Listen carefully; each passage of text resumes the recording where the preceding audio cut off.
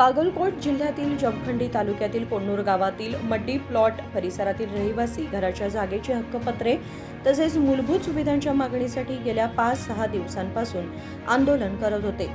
आज या आंदोलनस्थळी राज्याध्यक्ष शंकर पुजारी, जिल्हा कार्यदर्शी मुकेश अरळीकट्टी, तालुका अध्यक्ष रवींद्र मादर, वकील हनुमंत दोडमणी तसेच कोण्णूर गावचे ज्येष्ठ नागरिक कामण्णा मेत्री यांनी भेट देऊन नागरिकांच्या समस्या ऐकून घेतल्या। यानंतर राज्याध्यक्ष शंकर पुजारी यांनी संबोधित करताना संबंधित अधिकाऱ्यांची भेट घेऊन लवकरात लवकर घर जागेची हक्कपत्रे मिळवून देण्याचे आश्वासन दिले। तसेच पिण्याच्या पाण्याची समस्या, वीज पुरवठ्याची अडचण दूर करणे आणि रस्त्याचे बांधकाम करून देण्याचेही त्यांनी आंदोलनकर्त्यांना आश्वासन दिले। ಸಾಕಷ್ಟು ದಿವಸಗಳ ಕಳೆದರೂ ಕೂಡ ಸುಮಾರು ಈ ಮಡ್ಡಿಯಲ್ಲಿ ಇಲ್ಲಿ ಜನರ ವಾಸಿಯಾದ ಸುಮಾರು 20-30 ವರ್ಷ 35 ವರ್ಷ ಆದರೂ ಕೂಡ ಇದರಾಗ ಎಲ್ಲ ಸರ್ಕಾರ ಬಂದು ಹೋಗಿದ್ದಾರೆ। ಎಲ್ಲರೂ ಮುಖ್ಯಮಂತ್ರಿ ಆಗಿದೆ, ಎಲ್ಲರೂ MLA ಆಗ್ಯಾರ ಇಲ್ಲಿ। ಆದರೂ ಈ ಜನರಿಗೆ ಮೇಲ್ ಸೌಕರ್ಯ ಯಾವುದು ಕೊಡಬೇಕಾಗಿತ್ತು ಅದನ್ನು ಕೊಟ್ಟಿಲ್ಲ। ಅದಕ್ಕಾಗಿ ತಾವಾಗೆ ಯಾರು ಮಾಡಲಾರ್ದಕ್ಕೆ ತಾಯಿಗಳು ಎಲ್ಲ ಹೆಣ್ಣು ಮಕ್ಕಳು ಕೂಡಿಕೊಂಡು ಇಲ್ಲೊಂದು ಧರಣಿ ಸತ್ಯಾಗ್ರಹ ಉಪವಾಸ ಅನ್ನುವಂಥದ್ದೊಂದು ಕಾರ್ಯಕ್ರಮ ಹಮ್ಮಿಕೊಂಡು ಅವರು ನಿರ್ಣಯ ತಗೊಂಡಿದ್ದರು।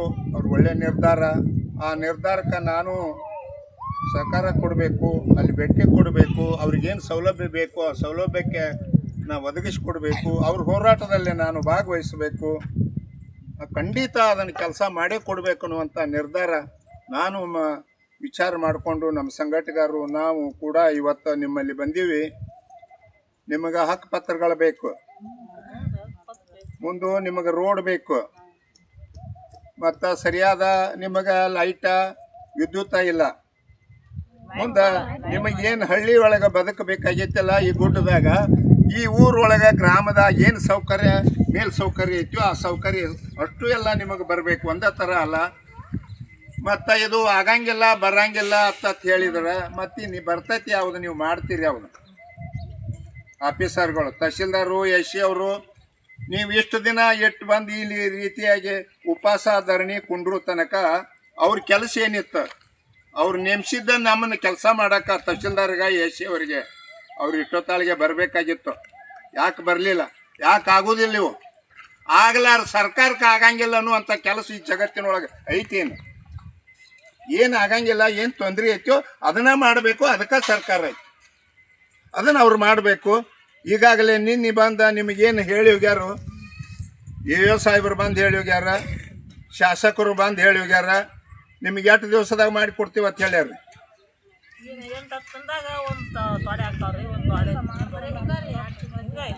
ಅದಕ್ಕಾಗಿ ಟೈಮ ಬೇಕಾಗಿಲ್ಲ, ವೇಳೆ ಬೇಕಾಗಿಲ್ಲ। ಇವತ್ತು ನಾನು ನಾಳೆ ಸೋಮವಾರ ದಿವಸ ಅಥವಾ ಮಂಗಳವಾರ ನಾನು SC ತಹಶೀಲ್ದಾರ್ಗೆ ಹೋಗಿ ಭೇಟಿ ಹಾಕ್ತೀನಿ, ಸಾಹೇಬ್ಗೆ ಭೇಟಿ ಹಾಕ್ತೀನಿ, ಅವ್ರನ್ನ ಕರ್ಕೊಂಬರ್ತೀನಿ।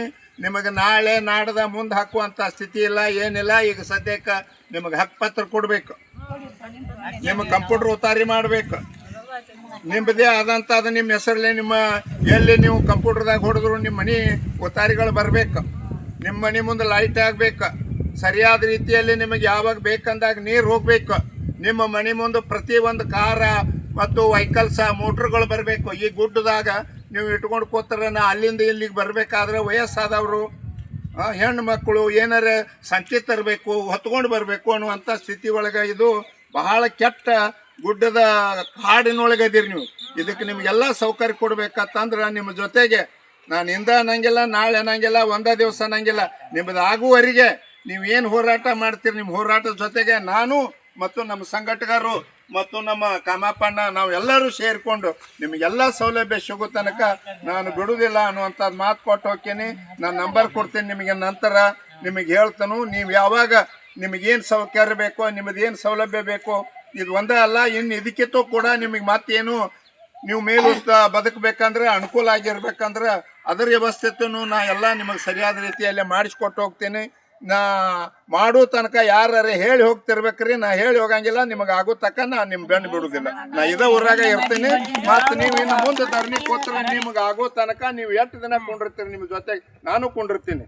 ನಾನು ಹೆಂಗೆ ಹೋರಾಟ ಮಾಡೀನ್ರಿ, ಕರ್ನಾಟಕ ಪ್ರದೇಶ ಮಾದಿಗರ ಸಂಘದ ರಾಜ್ಯಾಧ್ಯಕ್ಷ ಆಗಿ ಸದಾಶಿವ ಆಯೋಗ ವರದಿ ಜಾರಿಗೆ ಆಗ್ಬೇಕು ನಮ್ಮ ಸಮಾಜಕ್ಕೆ ಅಂತ ಹೇಳಿ ತಿಳ್ಕೊಂಡು 2017 ನವೆಂಬರ್ 20ನೇ ತಾರೀಕು ಕೂಡಲ ಸಂಗಮದಿಂದ ಬೆಂಗಳೂರು ತನಕ 610 ಕಿಲೋಮೀಟರ್ ಪಾದಯಾತ್ರೆ ಮಾಡೀನಿ. ಯಾರು ಮಾಡ್ಯಾರ? ಅವತ್ತು ನನಗೆ 65 ವಯಸ್ಸು, ಈಗ ಸದ್ಯ 71-72 ವಯಸ್ಸು ನನಗೆ.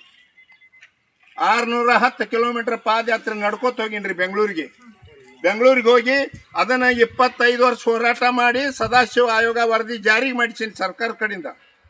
ಆ ಸರ್ಕಾರ ಕಡೆಯಿಂದ ಜಾರಿಗೆ ಮಾಡಿಸಿ ನಮ್ಮ SC ಜನರಿಗೆ ಸರಿಯಾದ ರೀತಿ ಎಲ್ಲರಿಗೆ ಹಂಚಿಕೆ ಆಗುವಂಥ ಕೆಲಸನ ಹೋರಾಟ ಮಾಡೀನಿ ಇವತ್ತು ರಾಜ್ಯದಲ್ಲಿ.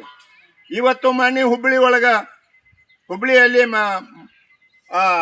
ಮಾನ್ಯಾಳ ಎಂಬ ಹುಡುಗಿನ ತಂದಿ ಕೊಲೆ ಮಾಡಿದ, ಪಟ್ಟಿ ಹರಿದು ಕಡ್ದು ಒಗದ, ಮರ್ಯಾದೆ ಹತ್ಯೆ ಮಾಡಿದ.